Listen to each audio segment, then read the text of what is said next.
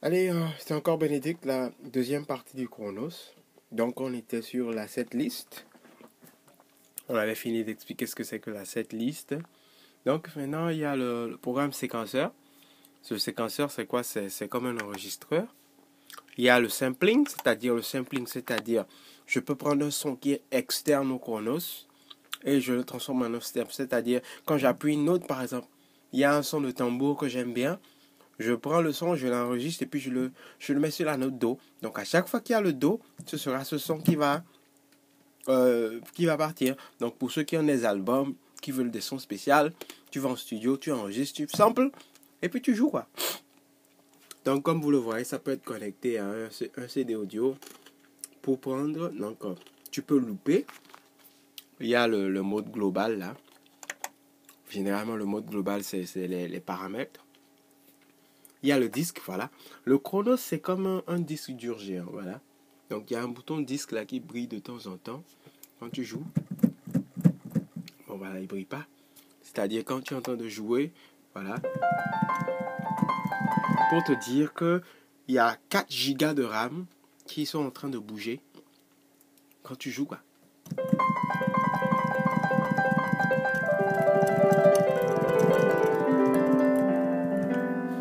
Voilà. Donc, il y a vraiment beaucoup de technologie dans ce truc. Donc déjà, quand tu vois, tu peux changer les bruits. Quand tu as le piano, tu as même le bruit de la pédale. Ouais, je sais pas si c'est écoutable là. Mais moi, j'entends le bruit de la pédale bouger. Et puis, tu as vraiment un bon son piano, quoi. Parce que, par exemple, là, je vais mettre le son. Voilà. Un petit son piano à jouer, là, un tout petit peu.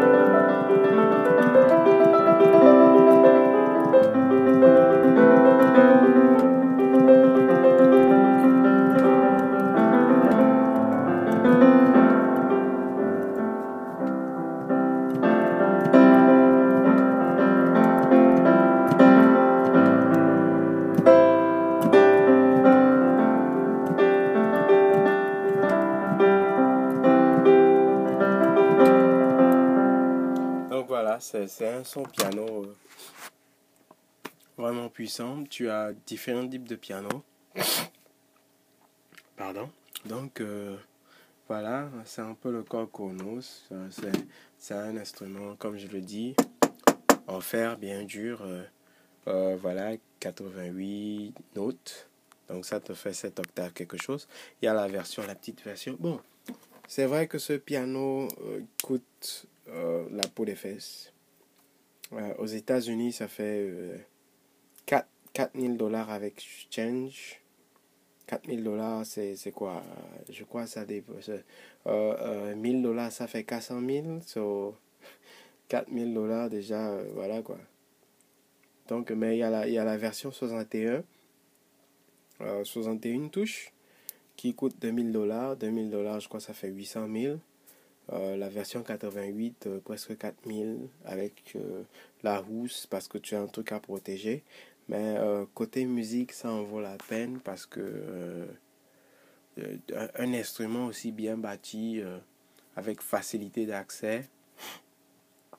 Donc, c'est par exemple pour les églises, quand les églises ont besoin d'acheter un truc, au lieu d'avoir acheté un de ces grands pianos, il faut acheter un truc qui va durer. Parce que non seulement, comme je le répète encore, c'est du métal. Tu as une garantie d'1 an. Et puis, tu peux pratiquement tout faire, quoi. Parce que là, par exemple, je vais vous donner un exemple de direct, là. Donc, disons que je veux enregistrer quelque chose, voilà. Voilà. Ok, voilà qui est mieux. Donc, j'ai un son piano avec des drums.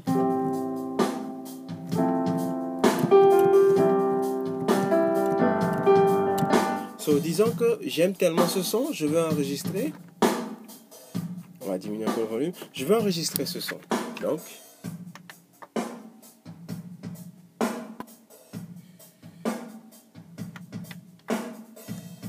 voilà, c'est prêt pour enregistrer.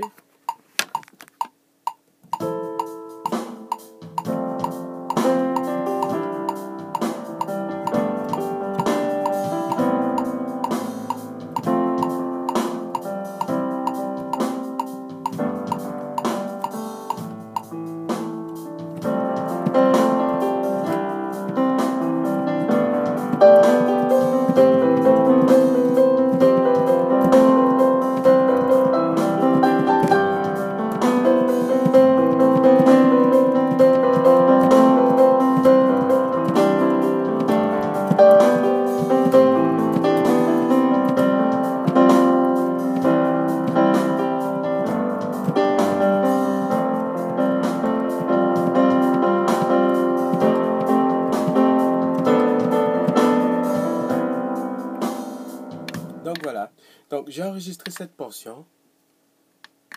Donc ce qui se passe la plupart du temps, c'est que, disons que, voilà, passer l'écran d'enregistrement. Disons qu'après avoir enregistré, je me dis, bon, j'ai envie de jouer une basse. J'aime pas la manière dont la basse sonne sur un piano. Eh bien, qu'est-ce que tu vas faire? Tu appelles ton bassiste. Bon, je vais jouer le rôle du bassiste pour l'instant. Tu appelles ton bassiste. Le bassiste, il vient avec sa basse. Qu'est-ce qui se passe? Eh bien, le bassiste, là, il a juste à connecter sa basse. Donnez-moi une seconde, le temps de connecter la basse, voilà. Le bassiste a juste à connecter sa basse. Je vais connecter ma basse dans la ligne 1. Voilà, basse est connectée. Donc, voilà ma basse, là. Donc, tu connectes ta basse.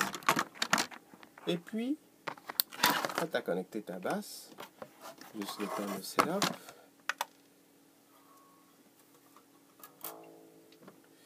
La basse est connectée.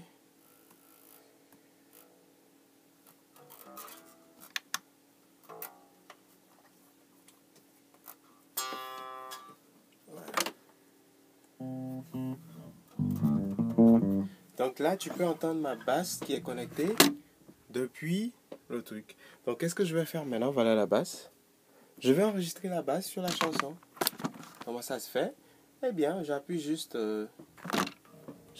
voilà. Donc, je vais calibrer. Voilà la piste audio. Audio 1 qui se fait voir. Je calibre l'entrée. Je fais mes réglages. Et puis, j'appuie enregistrer.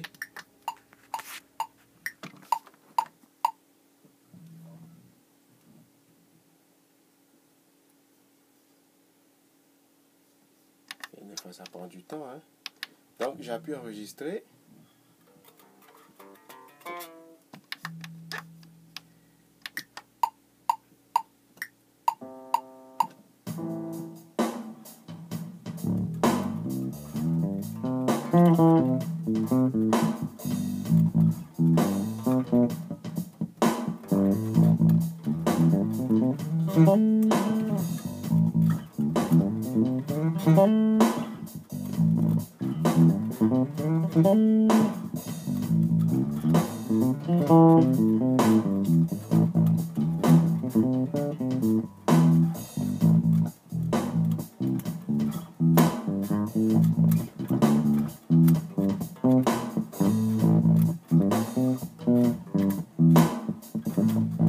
Voilà, donc j'ai joué la basse.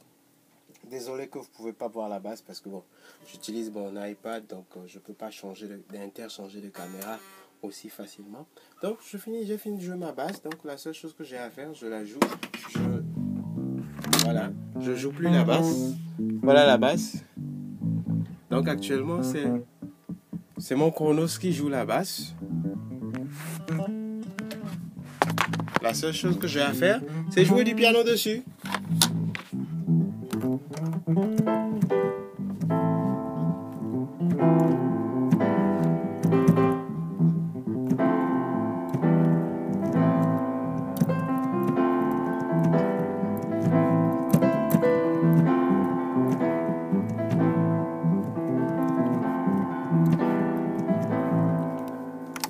c'est aussi simple que ça.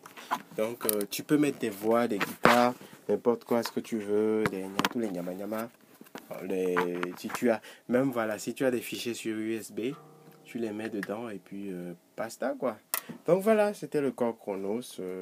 Un bébé que si vous avez des questions sur le Chronos, la prochaine vidéo ce sera sur un motif et je vais expliquer le motif. Donc comme je le disais, Korg c'est ma marque préférée à cause de l'écran tactile, la facilité pour moi d'accéder au son et de pouvoir les régler, les combinaisons. Depuis le Triton, voilà, Korg a les écrans tactiles. Ah ouais, les joysticks, voilà le joystick pour ceux qui aiment les joysticks, voilà le joystick. Ouais, avec de belles lumières là. Et puis il y a le switch là. 1, 2, 3, voilà. Allez, amusez-vous bien, voilà, c'était le Chronos.